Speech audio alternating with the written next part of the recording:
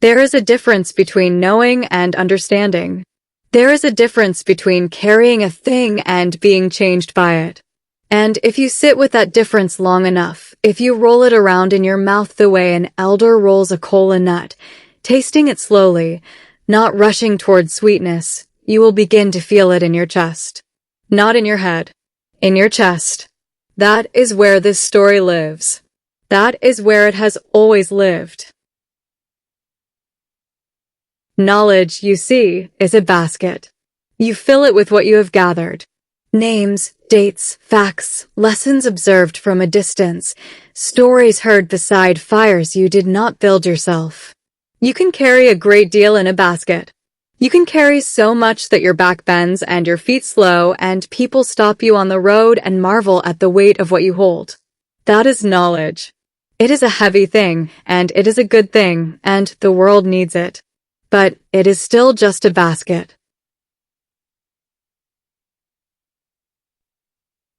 Wisdom is knowing which fruit to reach for when you are hungry, and which one will make you sick. Wisdom is knowing that the friend who flatters you every morning has never once told you the truth. Wisdom is standing at a crossroads with an empty basket and knowing which road leads home, not because you have read about the roads, not because someone described them to you in careful, loving detail, but because something deep in you, some old and quiet knowing, points. Wisdom is the pointing. Knowledge is everything that comes before the point. Now, when last we sat together, you heard how Anancy, that small, brilliant, 8-legged child of the sky, came to own all the stories in the world. You heard how he went to Nyame, the great sky god, his own father, with nothing in his hands and everything in his heart, and how he paid what was asked of him. How he captured the hornets and the python and the leopard. How he walked back into the sky with his hands full of impossible things and laid them at his father's feet and said, Here is what you asked. Now give me what is mine. And Nyame, who knew all along what his son could do, laughed and kept his word and gave him the stories. All of them. Every story that had ever been told or dreamed or wept into the dark.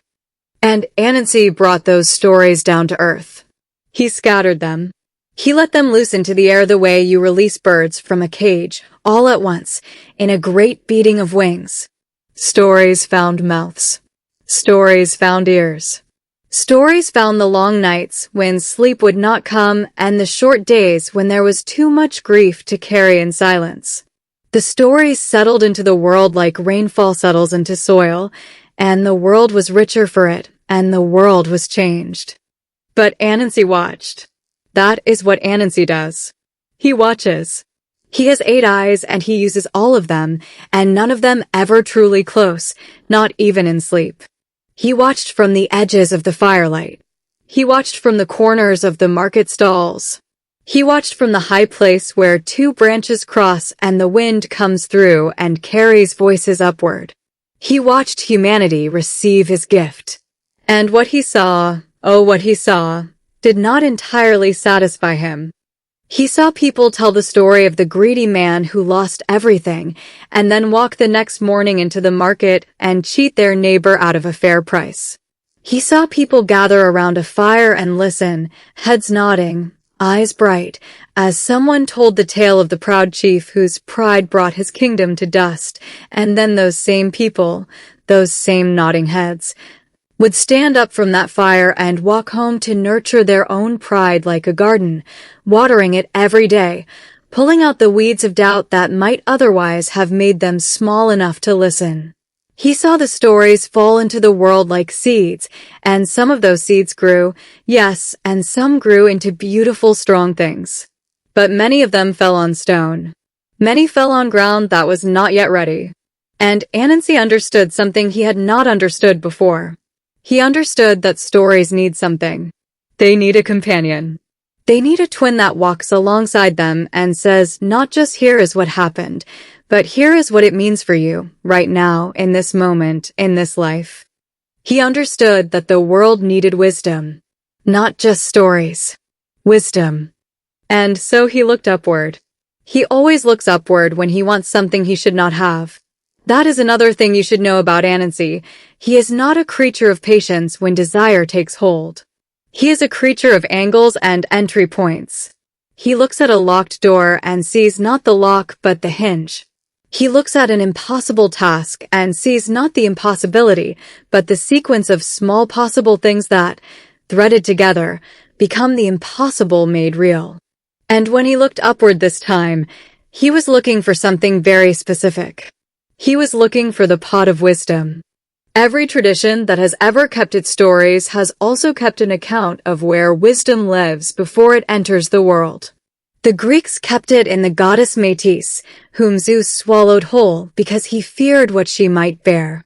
The Hebrews kept it in the beginning of creation itself, before the waters were divided.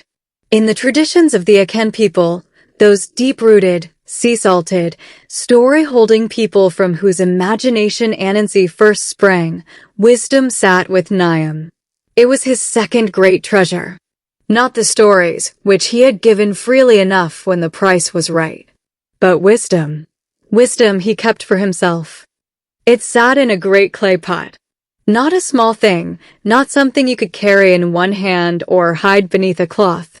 A large, wide-bellied vessel of red-brown earth, fired in a kiln that no human hand had ever stoked, sealed at the top with thick golden beeswax that had been pressed and smoothed until it was seamless, and then wrapped all around in woven silk the color of deep water at the hour before dawn. The pot sat in a high place in the heavens, on a shelf of clouds so dense it had become like stone, and around it the light bent slightly, the way light bends around something that holds more meaning than the world around it can comfortably contain.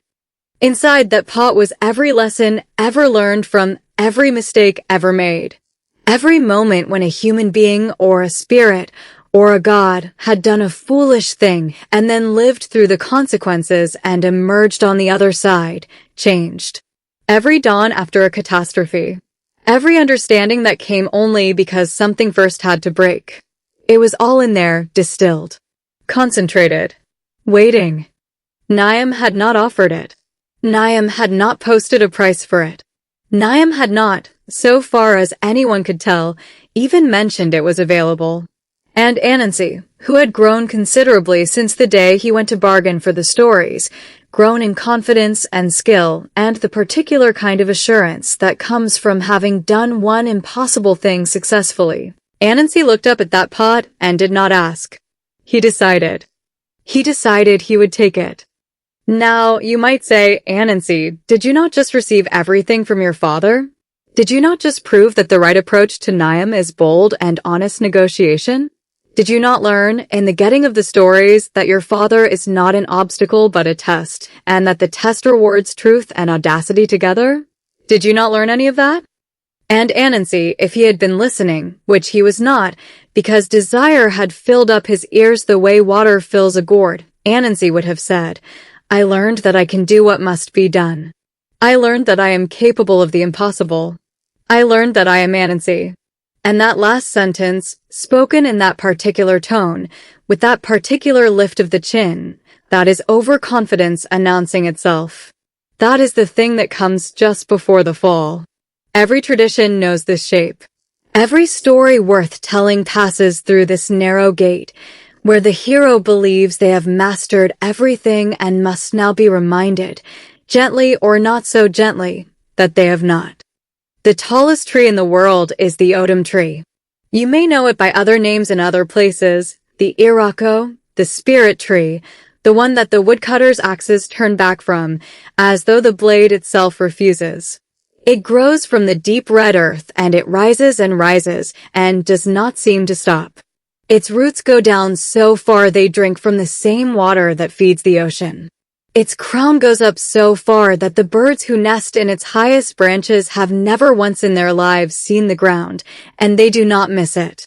It is the tree that stands at the place where the earth's reaching and the skies descending finally meet.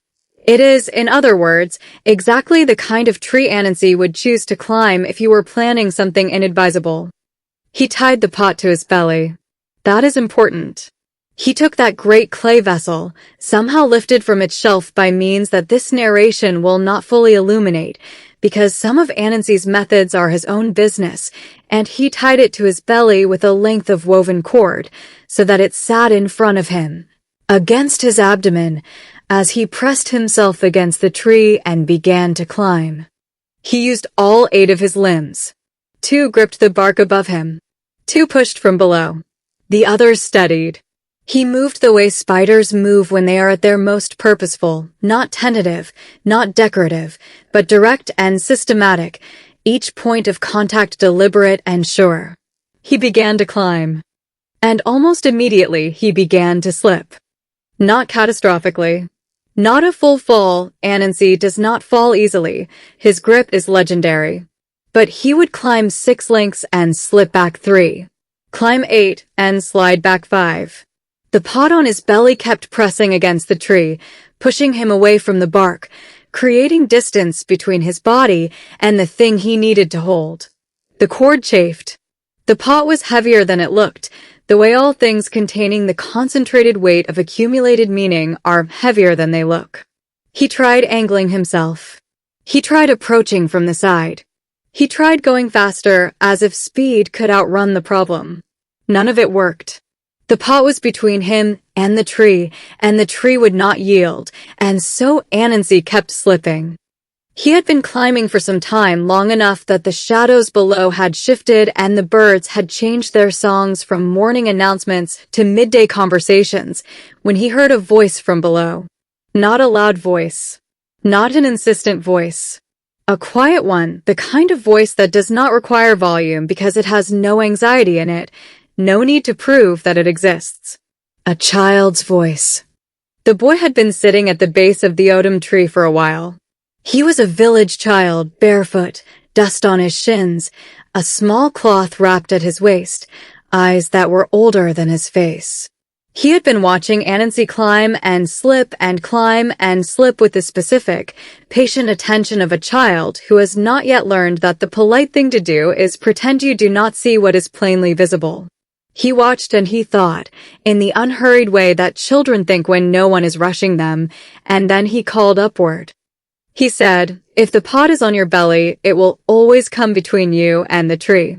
Tie it to your back." That is all he said. He did not elaborate. He did not explain his reasoning or justify his observation or apologize for the boldness of speaking to a spirit who was in the middle of attempting something. He simply said what he saw, in the plainest words available, and then was quiet again. And Anancy stopped. He stopped climbing. He stopped slipping. He pressed himself against the bark, and he was very still for a long moment, a stillness that, if you had been standing at the base of the tree and watching, would have told you that something important was happening inside him. The kind of stillness that comes just before a door opens. He looked down. He looked at the boy. The boy was not looking up at him with triumph. He was not grinning or waiting for praise for his cleverness. He was simply looking up, calmly, the way you look at someone when you have said a thing you mean and you are waiting to see if it lands. Anancy looked at the pot on his belly. He looked at the tree. He thought about all the attempts. All the adjusting and strategizing and trying faster and trying sideways and every other variation he had worked through with his considerable intelligence. And he understood, with a clarity that landed like cold water, that none of his intelligence had produced the answer this child had produced in one quiet sentence after watching for a short while from the ground. He climbed down, slowly. Not because he was humiliated, or not only because of that, but because something in him needed the time of the descent to absorb what had just happened. When his feet touched the earth at the base of the great tree, he stood for a moment without speaking. Then he sat down, not far from the boy, close enough for a conversation. He asked the boy his name. The boy gave a name that in the language it came from meant simply, the one who is here.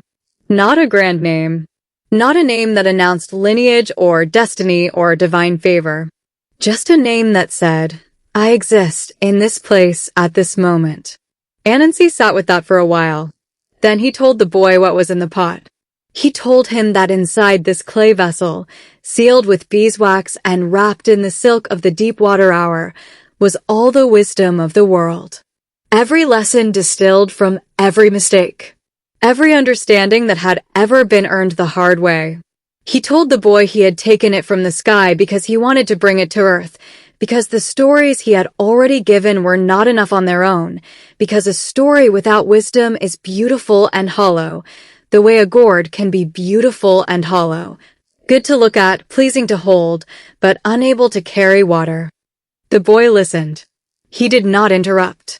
When Anancy finished, the boy was quiet for a moment, and then he looked at the pot, and then he looked at Anancy, and something in his face, not quite a question, more like an opening, made Anancy do something that no one, including Anancy himself, had anticipated. He opened the pot. Not at the top of the tree.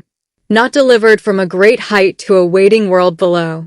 Not in some ceremony witnessed by gods and spirits and the assembled creatures of the earth. Here, at the base of the odum tree, in the company of a village child whose feet were dusty and whose name meant only that he was present.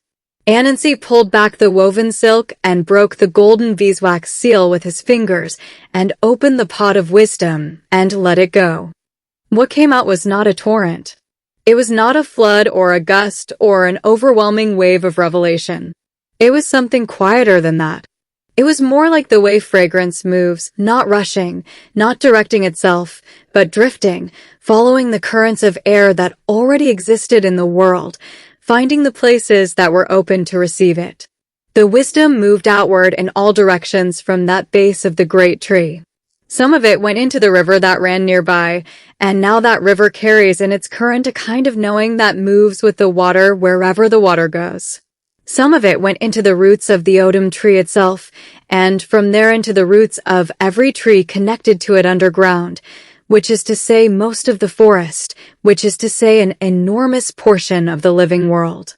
Some of it rose upward and entered the songs of the birds, which is why certain bird songs, heard at certain moments, feel like they are saying something just beyond the reach of language, something you almost understand, something that makes you stand still in the middle of your ordinary day and feel briefly, completely awake.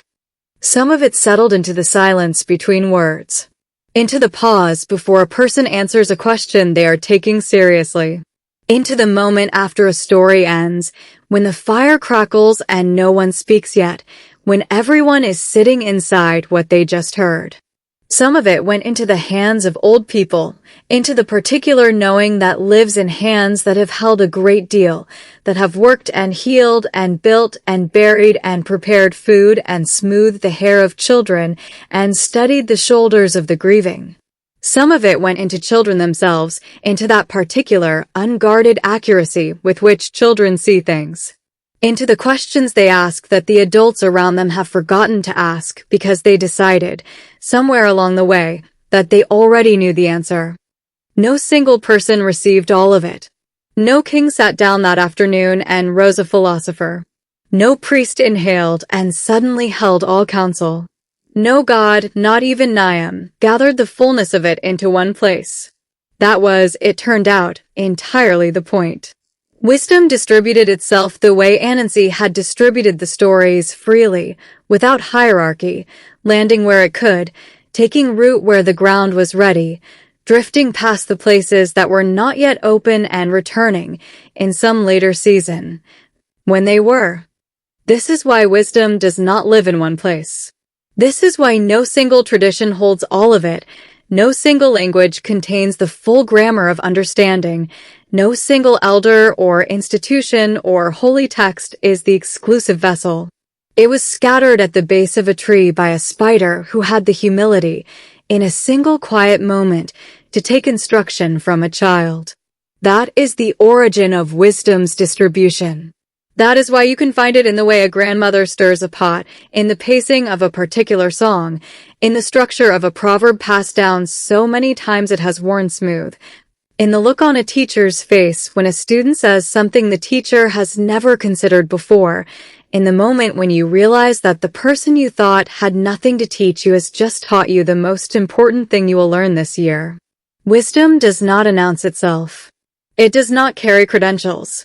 It arrives in plain clothes, often from an unexpected direction, usually at a moment when you are busy believing you already know enough.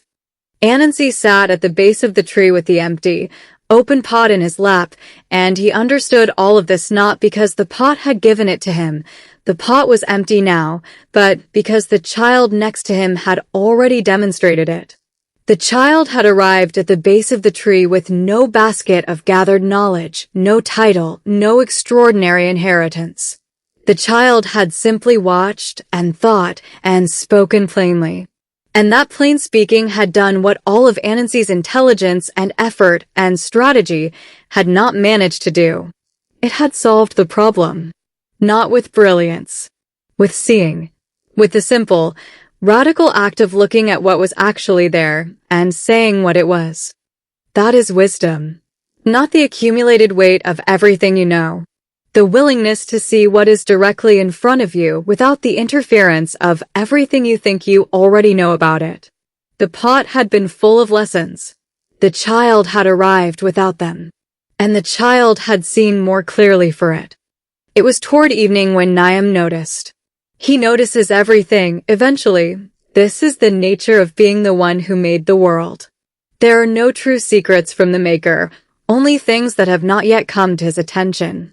He noticed the pot was gone from its shelf of stone-dense cloud. He noticed the silk and the broken beeswax seal. He called. And in the particular way that the sky god's call reaches a spider, even a spider who is sitting at the base of the tallest tree in the world with dusty feet and an empty clay vessel, Anancy heard. He came before his father's court without the performance this time. No elaborate entrance. No careful crafting of the narrative in his own favor before the telling began. He came and stood before Nyame and told him the truth, in order, from beginning to end. He said, I took it. I did not ask. I believed I had earned the right to take it because I had already done the impossible once, and I believed that meant I was now capable of whatever I decided to attempt. He said, I tied the pot to my belly and tried to climb the great odum tree, and I failed, and a child watching from below told me to tie it to my back instead. And I understood in that moment that I had gathered all the wisdom in the world, and a child with none of it had just seen more clearly than I could. He said, I came down from the tree, and I opened the pot, and I scattered it all. He said, it is gone. It is in the world now. It will not be gathered back. He did not apologize exactly. But he did not perform innocence either. He stood in the particular posture of a person who has done a thing and knows it and is not going to insult everyone present by pretending otherwise. Nyame looked at his son for a long time. The court was very quiet. The kind of quiet that collects itself in high places when something important is being decided. Then Nyame laughed. Not the polite acknowledgement of something clever. Not the indulgent chuckling of a father watching a child's antics. A real laugh. A laugh that started somewhere deep in his chest, in the place where the oldest things are kept, and moved outward and upward and shook the foundations of the sky so that far below on earth, people looked up and thought they heard something. Some reverberance in the air that was not quite thunder, and felt briefly and inexplicably that something had been resolved somewhere. When the laughing settled, Nyame looked at his son and he said, You know what is interesting? The child who told you to move the pot to your back, that child, in that single moment, received more wisdom than you had carried in the entire vessel. Because the greatest wisdom is knowing what you do not know. That is the first lesson and the last lesson, and everything else is the space between them. You gathered all the wisdom in the world and could not solve your own problem. A child who had gathered nothing saw the solution immediately. And you had the sense, when corrected, to stop, to listen, to come down from the tree. That the coming down, that was your wisest moment. Not the taking, not the climbing, the coming down. Anancy stood there in his father's court and felt something settle in him that had been unsettled for a very long time. Perhaps since birth. The need to be the most capable one in every room. The need for his brilliance to be the answer to every problem. The exhausting, constant labor of being the cleverest. He felt it settle, not disappear. Anancy is still Anancy, and his cleverness is still his, and the world still needs it, but settle. Find its proper size. Which is a very different thing from shrinking. A knife at its proper size is not diminished. It is useful.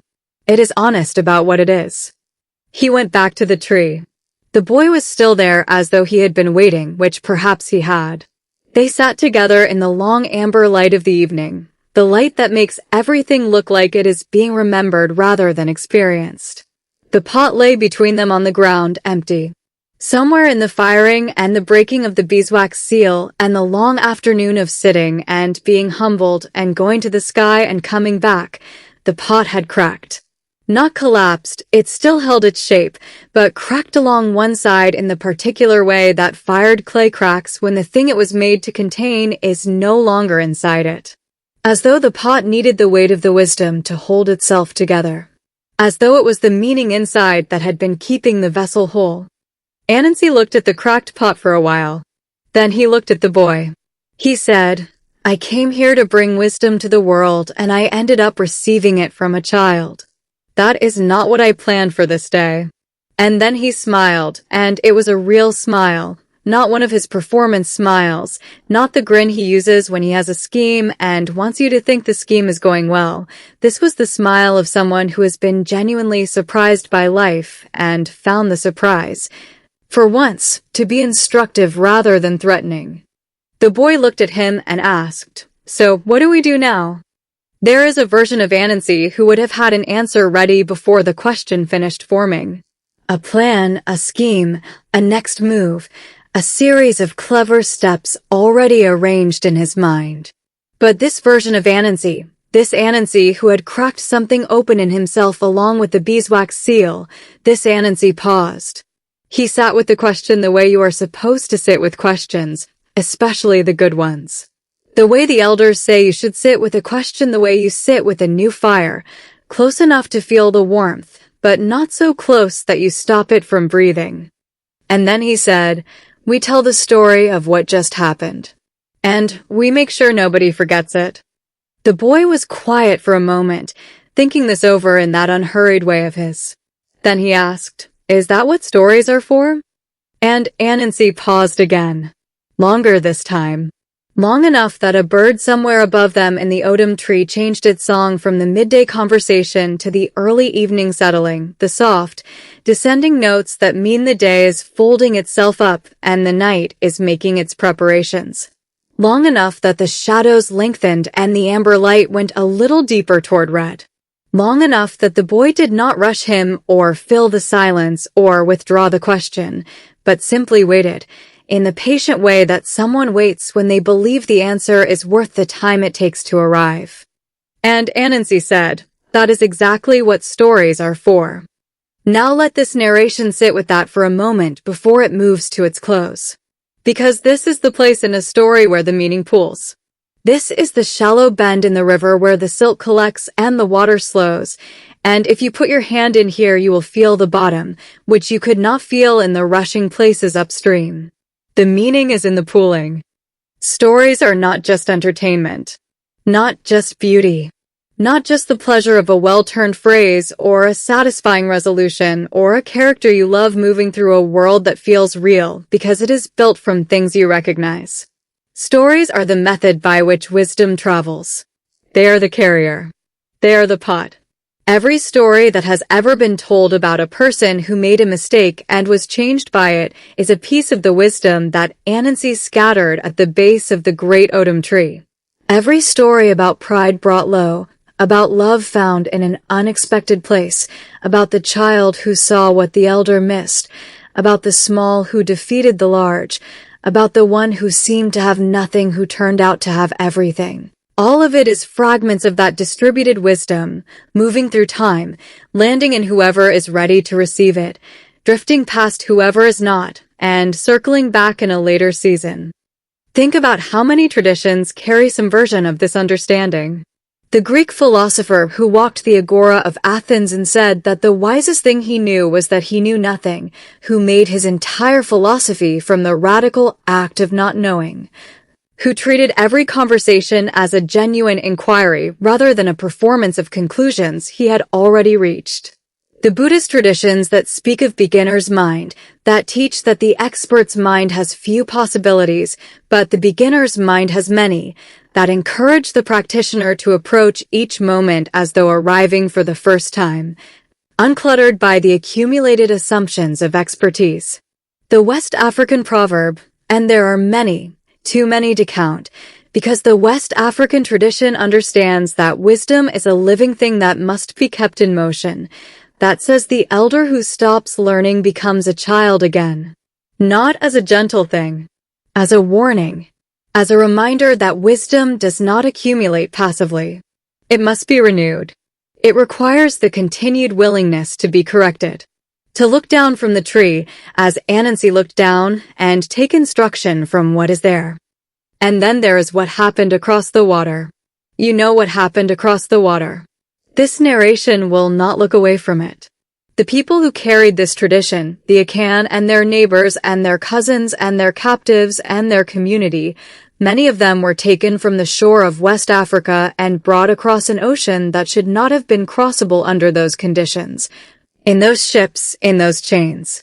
And they were told, in the languages of the places they were taken to, that they were ignorant, that they had nothing, that the wisdom of their healers was superstition, the wisdom of their griots was noise, the wisdom of their cooks was accident, the wisdom of their elders was backward, the wisdom of their children, oh, especially the wisdom of their children, was nothing at all. But wisdom, as Anancy had demonstrated, cannot be stored in one place.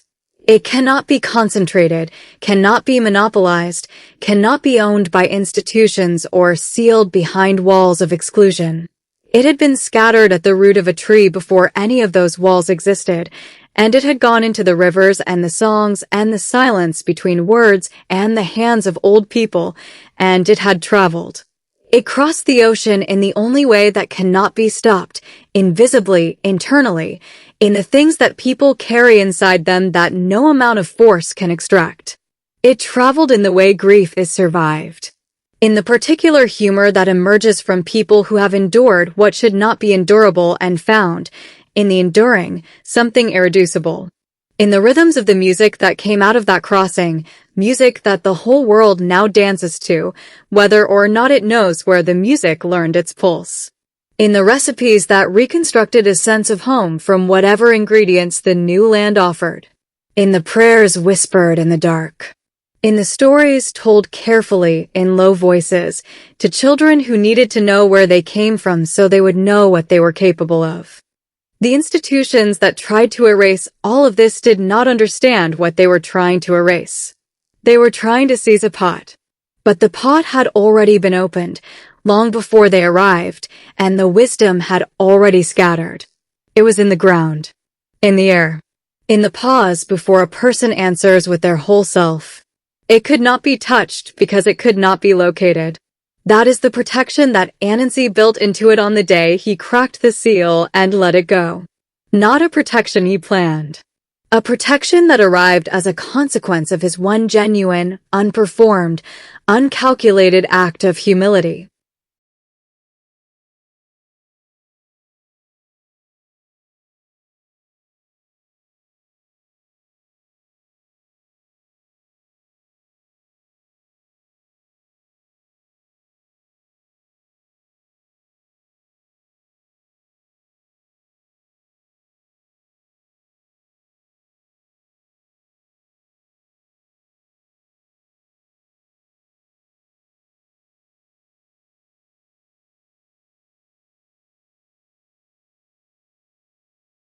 Because Anancy came down from the tree.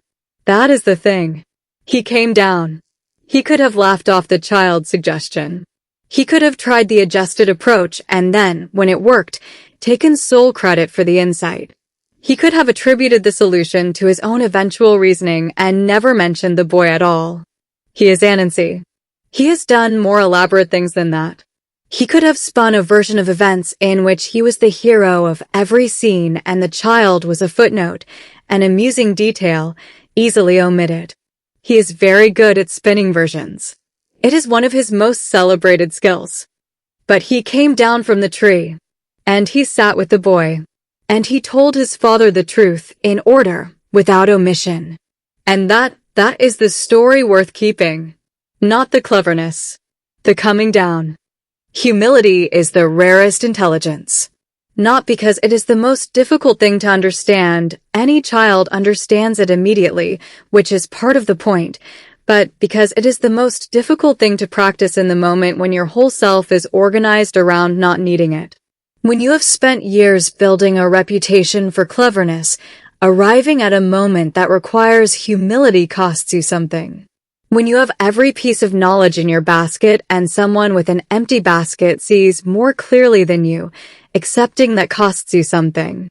And what it costs you is a self that was smaller than it pretended to be. That is the cost. And it is the right price. The pot of wisdom is empty now. The silk wrapping is gone, dispersed into the air the way incense disperses. The beeswax seal is broken. The pot is cracked and sitting at the base of the great odum tree where two figures sat in the evening light, a spider with 8 eyes and a child with dusty feet, watching the day become the night together. The broken pot is still there if you know where to look. Not in a literal place that you can walk to and find, but in the structure of the story itself. In the crack that runs through every piece of wisdom worth having. In the split that tells you something was opened here, something was given away, something was distributed that was always meant to move. And so it was. So it was that wisdom, like the stories before it, on an earlier day, paid for with a different kind of courage, was set free. Not lowered carefully from the heavens in a controlled ceremony. Not distributed by a god to the deserving according to some divine ranking of worth. Not reserved for the educated or the powerful or the old or the initiated. Scattered. By a spider who was humbled by a child. Scattered into the wind and the water and the roots of trees and the voices of birds and the silence between words and the hands of old people and the clear, uncluttered eyes of the young. It is in you right now. Some of it. Your portion. Not all of it, no one gets all of it. That is the design. That is the whole point of the design. But your portion, the piece that landed in you. That settled into the specific soil of your particular life and the particular griefs and joys that have shaped you and the particular people who have corrected you when you needed correcting and the particular moments when you put down what you were certain of and picked up something truer. That is yours. No one can take it from you. It was scattered at the base of a great tree and the wind brought it to you, and it has been yours ever since. If you have ever been corrected by someone younger than you, if a child has ever looked at a problem you were struggling with and said something so plain and accurate that you felt, for one clean second, the specific sting of being wrong in exactly the right way, then you have already drunk from the pot. If you have ever been corrected by someone quieter than you, someone the room had not yet gotten around to noticing, someone who spoke with no authority except the authority of having actually looked at what was there, you have already tasted it. If you have ever made a mistake and lived through it and emerged not the same as before but changed in some irreversible and ultimately useful way, you were drinking from it then too, though you may not have known what you were drinking. It is in you. It always was. It was always going to be. That is what Anancy understood, sitting at the base of the great tree in the evening light with the empty cracked pot in his lap and the boy beside him and the first stars beginning to appear in the sky above, where his father's laughter was still settling into the foundations of the heaven like the afterthought of a very large and very genuine truth. That is what he understood. Not that he had given the world wisdom. That wisdom had always been distributed into the world, into the living world, into the connective tissue between all living things, and all he had done, all his stealing and climbing and slipping and being corrected and coming back down, was reminded that it was there. Stories are for that. Exactly for that. To remind what is already there. To reach into the person sitting in the dark with nothing but the sound of a voice and the shape of what happened long ago and say, you know this. You have always known this. Come back to it. It is yours. It is waiting. It has been waiting, patient as a river, patient as the roots of the odum tree that drink from the same water that feeds the ocean. Patient as a child who watches a spider climb and does not rush to speak, but waits for the right moment, and then says what is true in the plainest possible words, and then is quiet again. Come back to it. It is yours. Come back.